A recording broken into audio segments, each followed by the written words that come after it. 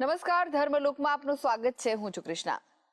દર્શક મિત્રો, આજે વાત કરવાની છે સર્વ પિતૃ અમાવસ્યાની. તેનું શું મહત્વ છે, કઈ વિધિ કરવી જોઈએ, આ તમામ વાતો આજે જણાવીશું ધર્મલોકમાં.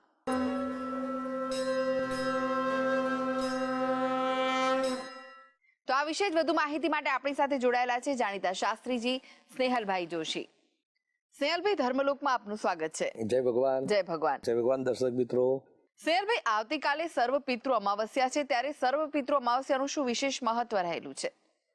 સર્વ પિતૃ એનો શબ્દનો ભાવાર્થ જ એવો થાય છે કે બધા જ પિતૃઓ આજના દિવસે અમને શુભ અને સારા આશીર્વાદ આપવા માટે અને અમારા જે કંઈ અમે અર્પિત કરી રહ્યા છીએ એનો સ્વીકાર કરી અને એને તમે તૃપ્ત, તમારી તૃપ્તિના માટે શાસ્ત્રની અંદર લખ્યું છે, પિતૃવંશે મૃતાય ચ માતૃવંશે તથેવ ચ ગુરુ સ્વસુર બંધુના ये चान्ये बांधवा स्मृता ये मे कुले लुप्त पिंडा पुत्र दारा विवर्जिता क्रियालोपगता एत जातंग पुंगवस्तथा. અમારા પિતૃવંશની અંદર, અમારા માતૃવંશની અંદર પિતૃવંશે મૃતાય ચ માતૃવંશે તથેવ ચ ગુરુ સ્વસુર બંધુના, ગુરુકુળની અંદર કે પછી અમારા સસરા કુળની અંદર કે અમારા બાંધવ કુળની અંદર જે કંઈ દેવંગત થઈ ગયેલા સમસ્ત પિતૃઓ છે એ બધા જ પિતૃઓનું આજના આ સર્વ પિતૃ અમાસના દિવસે અમે આ તર્પણ કરવાના છીએ, આજે પૂજા અર્ચના કરવાના છીએ, આ શ્રાદ્ધ કરવાના છીએ. અમારી ભક્તિ અને શ્રદ્ધા અનુસાર અમે આ વાસ નાખવાના છીએ. ક્રિયાલોપ જતા એ તો ક્રિયાનો લોપ થઈ ગયો હોય, ક્રિયા કરી ન હોય, શ્રદ્ધા સાથે ન કરી હોય, વિશ્વાસ સાથે ન કરી હોય, ક્રિયા કરી હોય પણ એની અંદર ભરોસો ન હોય, ક્રિયા કરી હોય તો અધૂરી વસ્તુઓથી કરી હોય, ક્રિયાઓ કર્યા પછી યોગ્ય વેતન એનું દક્ષિણા આપવામાં ન આવી હોય, ક્રિયા કર્યા પછી ક્રિયાની અંદર યોગ્ય વ્યક્તિઓને યોગ્ય પૈસા સંપત્તિ આપવી ન હોય, ક્રિયાલોપ જતા એ જાગન પુંગવસ્થતા વિરૂપાગમાશ્ચૈવ જ્ઞાતા જ્ઞાત કુલે મમ. અમારા કુળની અંદર અમે જાણતા હોઈએ કે ન જાણતા હોઈએ, કોઈ પુત્ર દ્વારા વિવર્જિતા, કોઈ પુત્ર વગરના મૃત્યુ પામ્યા હોય, કોઈના લગ્ન જ ન થયા હોય, કોઈ મૃત્યુ પામ્યું હોય, તો આવા બધા વ્યક્તિઓ છે એનું શ્રાદ્ધ ક્યારે કરવું જોઈએ? સારું, આપણે જાણતા જ નથી. આપણા વંશ જતા કોઈ એ નાનપણની અંદર જ આપણાનું ઘર છોડીને જતા રહ્યા અને પછી આવો એક પ્રશ્ન આવ્યો, પછી એમનો કોઈ સમાચાર જ નથી. પણ હવે ના જીવતા હોય, કેમ કે મારા પપ્પાના એ તો કાકા હતા, મારા પપ્પાના કાકા એ જતા રહ્યા ઘર છોડીને, અને ક્યાં ગયા હતા, શું હતું, કયા દિવસે દેવંગત થઈ ગયા અમે કંઈ જાણતા જ નથી. તો એનું અમારે શ્રાદ્ધ ક્યારે કરવું જોઈએ? અમારા કુટુંબની અંદર એવું થયું હતું, રમખાણ થયું અને અમારા કુટુંબની અંદર એ રમખાણની અંદર છે ને એ ત્યાં નીકળેલા હતા, ત્યાં આગળ એમનું મૃત્યુ થઈ ગયું. રમખાણ થયું પછી એમનો અતો પત્તો જ નથી, અને અતો પત્તો જ નથી, હજુ સુધી એમની ભાળ જ નથી મળી. આવા પ્રશ્નો આવેલા છે મારી પાસે. તો આ વખતે અમારે એમનું શ્રાદ્ધ ક્યારે કરવું જોઈએ? અમારા કુટુંબની અંદર એક વ્યક્તિ હતા ને એમનું મર્ડર થઈ ગયું, અને મર્ડર થઈ ગયું હતું, તો એ વ્યક્તિનું શ્રાદ્ધ અમારે ક્યારે કરવું જોઈએ? સૈનિક હતા, બોર્ડર ઉપર ગયા હતા અને બોર્ડર ઉપર જ એમનું મૃત્યુ થઈ ગયું. એમનું મૃત્યુ થઈ ગયું એ કોઈ જ ખબર નથી, અને એમની શવવાહી પણ એમની ડેડ બોડી પર પાછી નથી આવીને ત્યાં એમ લોકોએ અંતિમ સંસ્કાર કરી દીધા હતા. તો આવા વ્યક્તિનું શ્રાદ્ધ અમારે ક્યારે કરવું?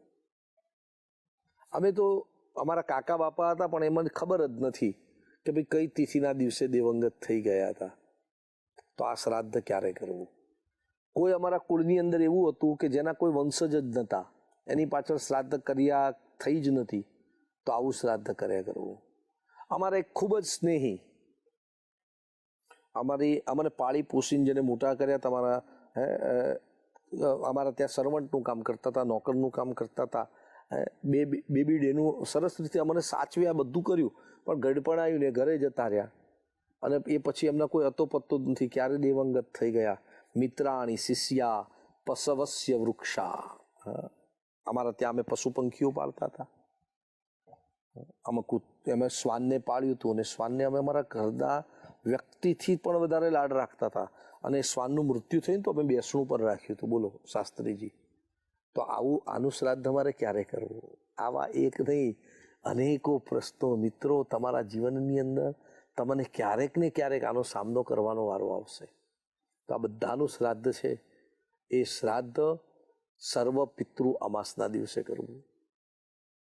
કેવલ આ લોકોનું શ્રાદ્ધ એનાથી તૃપ્તિ નહીં મળે, પણ નારાયણ સુરશ્રેષ્ઠ લક્ષ્મીકાંત વરપ્રદો અનેન વાસદાનેન અનેન તર્પણ દાનેન અનેન પૂજન દાનેન, તમે જે કંઈ આ પૂજાઓ કરશો ને, સર્વ પિતૃ મોક્ષ પ્રદો ભવ, આનાથી તમારા દેવંગત થઈ ગયેલા સર્વ પિતૃઓની તૃપ્તિની પ્રાપ્તિ થાય છે.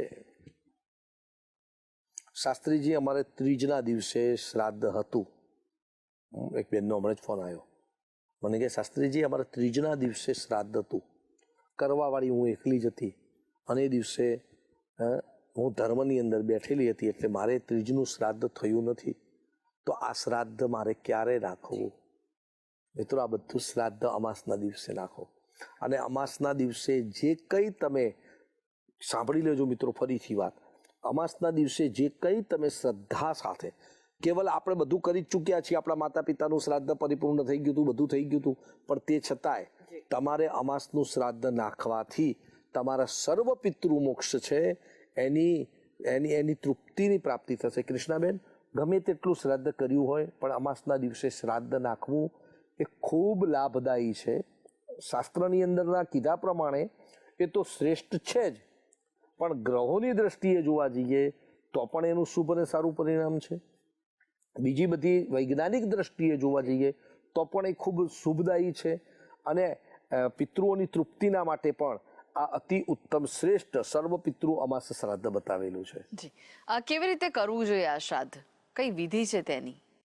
અમાસના દિવસે કઈ વિધિ કરવી, કયું શ્રાદ્ધ કરવું, કેવી રીતે શ્રાદ્ધ કરવું, આનું વિશેષ મહત્વ મિત્રો.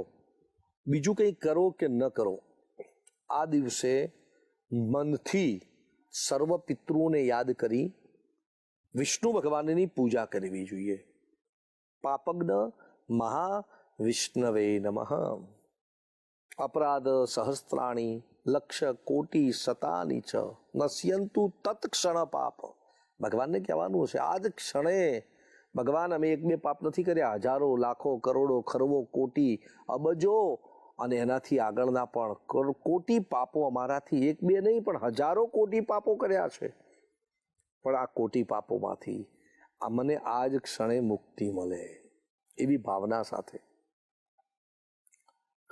ભગવાનનું ત્યાં તમારે પૂજન કરવું જોઈએ.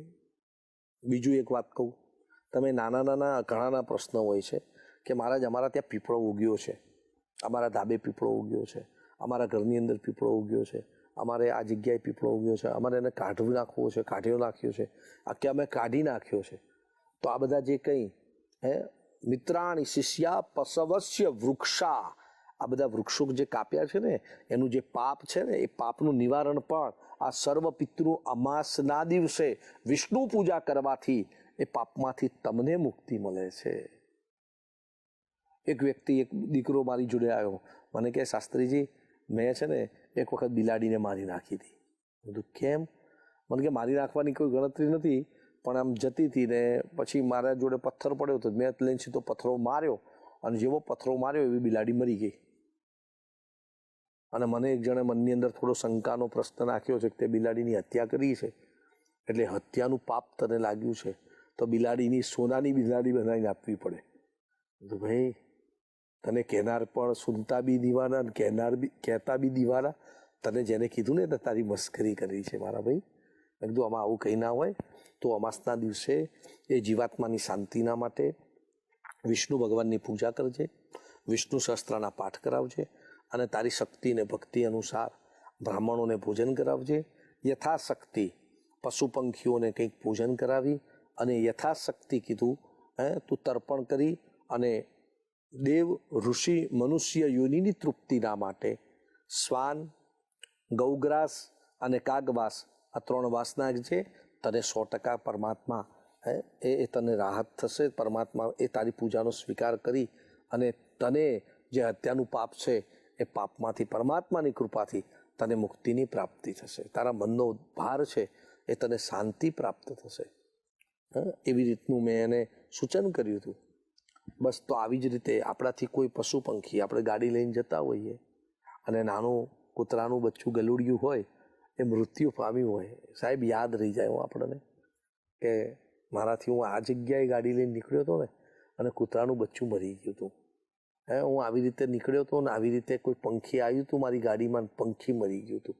તો આ બધા જ જે ઋણોના બંધનો છે, આ બંધનોથી મુક્ત થવા માટે આ દિવસે, અમાસના દિવસે મિત્રો ખાસ યાદ રાખજો, વિષ્ણુ સહસ્ત્રનો પાઠ કરવો અથવા કરાવવો. ગીતાજીના 12મા અધ્યાયનો, 15મા અધ્યાયનો અને 7મા અધ્યાયનો અવશ્ય સ્તોત્રનો પાઠ કરવો અથવા કરાવવો. આપણને ન ફાવે તો બ્રાહ્મણ પાસે કરાવવો. સાથે સાથે આ દિવસે બીજી કોઈ વસ્તુ કરો કે ન કરો, પીપળાની, અશ્વત્થની પૂજા કરો. કારણ ગીતાજીની અંદર ભગવાને 10મા અધ્યાયની અંદર કીધું છે કે વૃક્ષોમાં પીપળો એ હું છું, માટે પીપળાની પૂજા કરવી જોઈએ. પીપળાને જળ ચડાવવું જોઈએ, પીપળે દીવો કરવો જોઈએ. સર્વ પિતૃઓનું ત્યાં યાદ કરી અને પિતૃઓની કૃપા દ્રષ્ટિના માટે એ પીપળાની આગળ નમસ્કાર કરવા જોઈએ. તીર્થોની અંદર જાઓ, ઘણું ઉત્તમ છે. તીર્થોમાં સ્નાન કરો, ત્યાં તર્પણ કરો, પિતૃઓની પૂજા કરો અને ત્યાં તીર્થની અંદર કોઈ બ્રાહ્મણોની પૂજા અર્ચના કરી એમને દાન દક્ષિણા અને સાથે સાથે સાધુ સંતો મહંતો ગરીબ દીનજનોને બને એટલી એની સેવા, ભોજન કરાવી એની સેવા કરો. કોઈ વસ્ત્રનું દાન આપો, કોઈ પાત્રનું દાન આપો. આવી રીતની પૂજા અર્ચના કરવી જોઈએ. કદાચ કંઈ જ નથી થઈ શકે એવું, કંઈ ફાવે એવું નથી, ઘરની અંદર બા છે એ પથારીની અંદર પડ્યા છે, મહારાજને દક્ષિણા આપીને કીધું કે મહારાજ આ બધું કરી દેજો, પણ પથારીમાં પડ્યા આપણે જો કંઈક સત્કર્મ કરવું હોય તો 12 અક્ષર મંત્ર છે પિતૃના કૃપા દ્રષ્ટિના માટે. આ અમાસના રોજ સનાતનીઓએ યાદ રાખજો, સનાતનીઓએ બીજું કંઈક કરો કે ન કરો, એક માળા તો અવશ્ય આ 12 અક્ષર મંત્ર ઓમ નમો ભગવતે વાસુદેવાય, આ મંત્રનો જપ એક વખત, એક માળા અવશ્ય કરવી અને કરવી જ. અને આ માળાથી ભગવાન વિષ્ણુ તમારી ઉપર પ્રસન્ન થશે. જાણતા અને અજાણતા થયેલા પાપોમાંથી તમને મુક્તિની પ્રાપ્તિ થશે. એનાથી આગળ શ્રી કૃષ્ણ શરણમ મમ અષ્ટાક્ષરી મંત્રનો જપ કરવો. જ્ઞાની વ્યક્તિઓ છે વિષ્ણુ સહસ્ત્રનો પાઠ, ગીતાજીના પાઠ, ભગવાનની ભાગવતજી, શ્રીમદ ભગવદ્ ગીતા છે, ભાગવત છે, ભગવદ્ ગીતાનું પારાયણ, શ્રીમદ ભાગવતના 10મ સ્કંદનું પારાયણ, શ્રીમદ ભાગવતનું પારાયણ, આવા અનેક શ્રેષ્ઠ પ્રયોજન, અનેક શ્રેષ્ઠ પ્રકારના મંત્રોચ્ચાર આપણા કૃષ્ણાબેન, આપણા પિતૃઓની પાછળ કરવાનું શાસ્ત્રની અંદર આજ્ઞા છે. અને આવા એવું નથી કે આપણે કેવલ ભગવાનના આ અધ્યાયનું જ પાઠ કરીએ, આ સ્તોત્રોના જ પાઠ કરીએ. શ્રદ્ધા સાથે કેવલ શ્રી કૃષ્ણ શરણમ મમ, હે કૃષ્ણ હું તમારા શરણમાં છું, હું તમારા શરણે છું. અને ભગવાન કહે છે કે જે મારા શરણે આવે છે હું એનો સ્વીકાર કરું છું. પાપી હોય કે ગમે તેવી નીચ જાતિનો હોય, પણ મારી સાથે આવ્યો, મારા શરણે આવ્યો, સર્વ ધર્મ પરિત્યાગ મામેકમ શરણમ વ્રજ. ભગવાને કીધું છે છેલ્લે તો તું મારા શરણે આવ, હું બધું જ તારા બધા જ કાર્ય સંપન્ન કરીશ. એમ ભગવાનના શરણે ગયા છે એ ભાવનાથી મંત્ર જપ પણ કરવામાં આવે ને તો પણ એ અતિ દુર્લભ બતાવેલો છે. આભાર સ્નેહલભાઈ, તમે ધર્મલોકમાં ઉપસ્થિત રહ્યા દર્શક મિત્રોને શ્રાદ્ધ પક્ષ વિશે જે વિશેષ માહિતી અને માર્ગદર્શન આપ્યું તે માટે. જય ભગવાન. જય ભગવાન. તો દર્શક મિત્રો, આ સાથે જ ધર્મલોકમાં આજે બસ આટલું જ. આગળ જોઈશું વિશેષ રજૂઆત સુખની શોધમાં. તે પહેલા લઈએ વિરામ.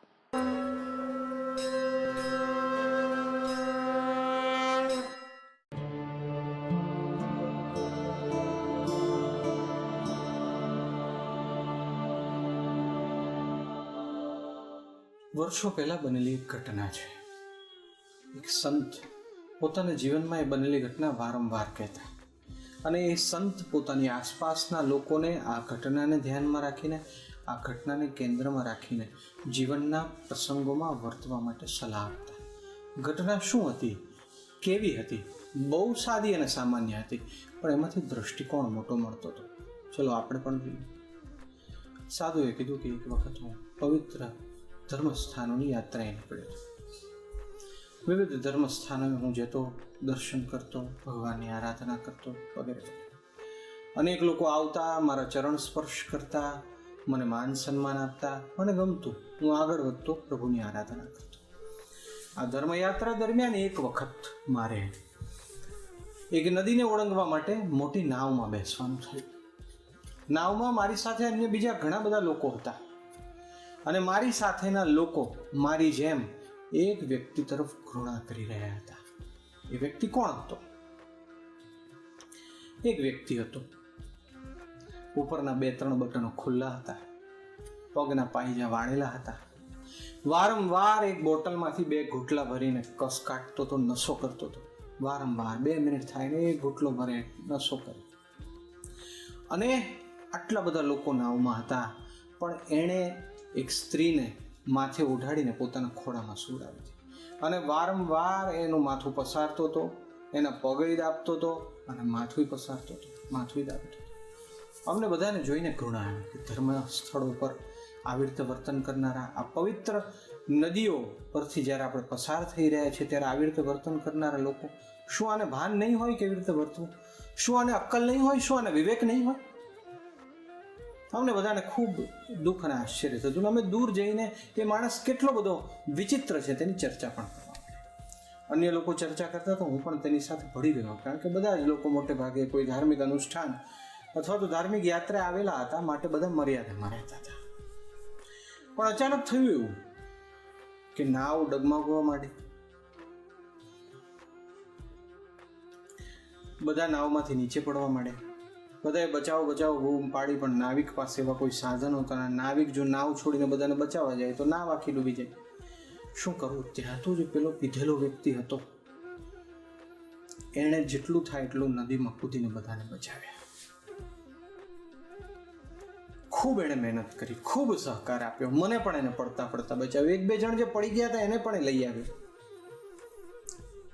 નાવ માંડ કરીને કિનારે પહોંચીને અમે બધા એની સાથે વાત કરવા માંડ્યા કે ભાઈ, તારો ખૂબ આભાર, તે અમને બધાને બચાવ્યા. તું એક સારો માણસ લાગુ છું કે તે અમને બધાને બચાવ્યા. અમે તો તને ખરાબ માણસ માનતા હતા, પણ છતાં એમને આશ્ચર્ય થાય છે, આટલો તું સારો માણસ, પણ અહીંયા બેસીને તું સતત 2-2 મિનિટે દારૂ પીતો હતો. તે તારા ખોળામાં એક સ્ત્રીને સુવાડી હતી, એને તું પગ દબાવતો હતો. દોસ્ત, ધર્મસ્થાનમાં ન શોભે. તારો અમારા પર ઉપકાર છે, ખૂબ ઉપકાર છે, પણ ધર્મસ્થાનમાં શોભે નહીં, તારે એવું ન કરવું જોઈએ. એ વ્યક્તિએ કીધું, મહાત્મા, આપણે ભૂલ કરી.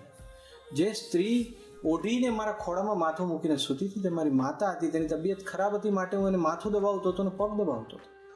અને હું બીમાર છું કેટલાય વખતથી, મને ગરમી બહુ થાય છે, એટલે શર્ટના બટન ખુલ્લા રાખ્યા છે, અને વારંવાર પાણી પીવાની જરૂર પડે છે, એટલે 2-2 મિનિટે મારી બોટલમાંથી હું પાણી પીતો તો જુઓ, આ બોટલમાં પાણી જ છે. સંતે જોયું તો ખરેખર એવું હતું, લોકોએ જોયું તો ખરેખર એવું હતું. 2-2 વખત એની માફી માંગી કે મારી ભૂલ થઈ ગઈ, તમારા વિશે આવું વિચાર્યું, તમે તો અમારા બધાનો જીવ બચાવ્યો છે. સંત આ ઘટના વારંવાર પોતાના સર્વે સત્સંગીઓને કહેતા. સંત આ ઘટના પરથી એમ કહેતા કે કોઈ પણ બાબતમાં તાત્કાલિક રિએક્શન ના. જે દ્રશ્ય જોયું છે તે દ્રશ્ય સાચું જ છે અથવા તો તમે સમજો છો તેવું જ છે તેવું માની ના લેવું. વિવેકથી અનેક બાબત પર વિચાર કરો. જેના વિશે તમે નથી જાણતા, જેની બાબતે તમે નથી જાણતા, તેની બાબતે એમને ઘૃણા કરવી નહીં. એવું બને કે તમે ધાર્યું કંઈક હોય ને પરિસ્થિતિ કંઈક જુદી જ હોય. તમે ધાર્યું કંઈક હોય ને વસ્તુ સ્થિતિ કંઈક અવળી જ હોય. માટે કોઈ પણ બાબતમાં સમજી વિચારીને રિએક્શન. મિત્રો, આ એક્શનનો યુગ છે. નવી યુગ છે, 21મી સદી છે, AI, હવે તો આર્ટિફિશિયલ ઇન્ટેલિજન્સ આવી ગયા છે. કેટલી અદ્ભુત શોધ થઈ છે. મનુષ્ય જાત આખી છેલ્લા 150 વર્ષોમાં ક્યારેય ન કરી હોય તેવી પ્રગતિ કરી છે, બાહ્ય રીતે, ભૌતિક રીતે. એક્શનનો યુગ છે, પુરુષાર્થનો યુગ છે. બાહ્ય પુરુષાર્થનો તો છે જ, આંતરિક પુરુષાર્થનો યુગ તો હંમેશા રહ્યો છે. તો એમાં આપણે એક્શન વાળા માણસ બનીએ, પુરુષાર્થ વાળા માણસ બનીએ, કામ વાળા માણસ બનીએ. એની જગ્યાએ આપણે રિએક્શન વાળા માણસો બની ગયા છીએ. ઘટનાઓને જોઈને, સાંભળીને, સમજ્યા વગર, વિચાર્યા વગર એવા રિએક્શનો આપીએ છીએ કે જે સમસ્યા ઊભી થવાની સંભાવના જ ન હોય તેવી સમસ્યા ઊભી થઈ જતી હોય છે. ઘણી બધી વાર કોઈ ઘટના ન સમજીને આપણે આપણી સાથે જ અન્યાય કરતા હોઈએ છીએ, આપણે આપણી જાતને જ ઉલ્લુ બનાવતા હોઈએ છીએ અને આપણી જાતને જ નુકસાન પહોંચાડતા હોઈએ છીએ. કોઈ નજીકના સ્વજન સાથે જ તમે આવી ઘટના બનતી જુઓ, તમને સંભળાયું હોય કે કોઈ સ્વજને તમારા વિશે જેવું તેવું કહ્યું અને તમે એ માની લીધું. તમને એમ થયું કે આની સાથે મારો વર્ષોનો સંબંધ છે અને મને જેવું તેવું કહી રહ્યું છે. તમને એવું થયું ને તમે આ બસ સાંભળીને કોકની પાસેથી એની સાથેના સંબંધો કટ કરી દીધા. પછી તમને 5 વર્ષે જાણ થઈ કે લોકો એમ ઈચ્છતા હતા કે તમારા સંબંધોમાં તિરાડ પડે, માટે જ એમણે તમારા બે વચ્ચે આવું ખોટું કર્યું. કોઈ પણ વાત ચકાસીને જ આગળ વધવું યોગ્ય છે. કોઈ કંઈ કહ્યું હોય, કોઈ દ્રશ્ય તમે જોઈ લીધું હોય, કશુંક તમે વાંચી લીધું હોય. ખાસ કરીને ઇન્ટરનેટનો ઉપયોગ બહુ ખોટી રીતે થઈ રહ્યો છે આ બાબતે. મોટા મોટા વ્યક્તિઓના પ્રવચનોના અમુક અંશો કટ કરીને 2-3 વાક્યોને એવી રીતે જોડી દેવામાં આવે છે કે જાણે કે કંઈક કહેવા ત્યારે ખરેખર કહેતા જુદું હોય અને દર્શાવવામાં આવે કે કહે છે એનાથી વિપરીત. આપણે તેની સત્યતા ચકાસતા નથી જ અને તેના વિશે વિચાર કરવાનો પણ પ્રયત્ન કરતા નથી. સીધું માની લઈએ છીએ ને સીધું ફોરવર્ડ કરી લઈએ છીએ. ક્યારેક એવું બને કે આવી ફોરવર્ડ કરેલી વસ્તુઓ સમાજમાં અરાજકતા પેદા કરે અથવા તો અંદર મોટા ઝઘડાનું કારણ બને, પણ આપણે તે ચકાસતા નથી. આટલા જબરજસ્ત માહિતીના યુગમાં, વિશ્વના જાણીતા ઇતિહાસમાં આટલો બધો પ્રસ્ફુટ માહિતીનો યુગ ક્યારેય નહોતો. આપણે અધકચરી માહિતીઓ સાથે જીવન જીવી તો તે કેવું કહેવાય? તે માહિતી અત્યારે તો હું જીવનના ઉપલક્ષમાં જ આપને કહી રહ્યો છું. કોઈએ મને આવું કીધું, મેં આવું જોયું, પેલું થયું તો કોઈ કંઈ બોલ્યા નહીં, મારી સાથે કોઈ ઊભા રહ્યા નહીં, મને તો આવું એણે કીધું હશે, મારા વિશે એણે આવું વિચાર્યું હશે. આવું અધકચરું વિચારી, અધકચરું જોઈ આપણે સંબંધોમાં પણ તિરાડ પાડીએ છીએ અને આપણે સદા માટે એક અવિશ્વાસની ભાવના અંતરમાં પ્રગટ કરીએ છીએ, જે આપણને નિરંતર કદાચ પેલા સાથે, સામેવાળા વ્યક્તિ સાથે આપણે જગત જુએ છે એટલા માટે સંબંધ ટકાવી પણ રાખ્યો, પણ ક્યારે એને મળવામાં મજા નહીં આવે. મિત્રો,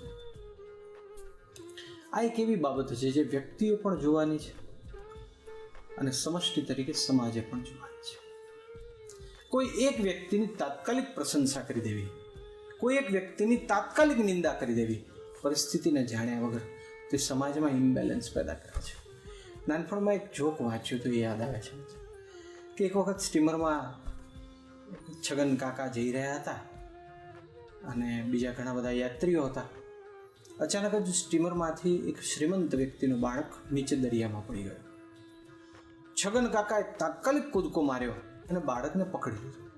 છગન કાકાએ બાળકને પકડ્યો, તરત જ બધાએ પેલું જે એને નીચે નાખવાનું હતું એ નાખીને એમને બચાવી લીધા.